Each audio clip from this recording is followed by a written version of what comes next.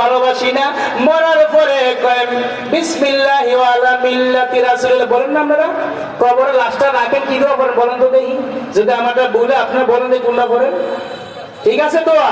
তো দুনিয়া থেকে আল্লাহর দল করলেন না, কোরআনের দল করলেন না, মরার পরে তো যাই হে রাসূলের দলই গেলেন, তখন কবুল হবে নিবে রাসূল।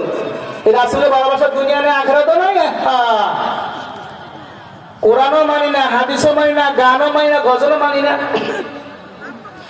হে রাসূল তোমায় ভালোবাসি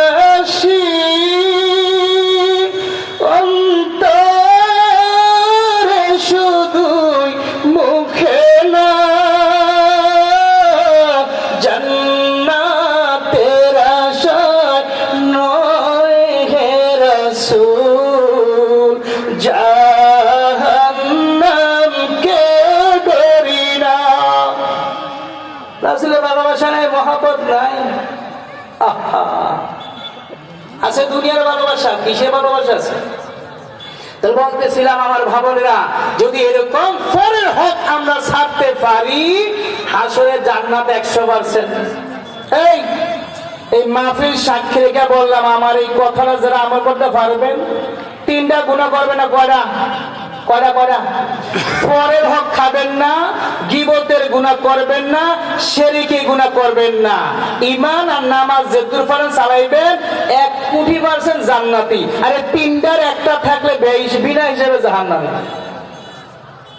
আর গীবত ও আসাদ্দু মিনাজ জিনা। এই গীবত বুঝেন কি? আরে এটা বুঝেন না?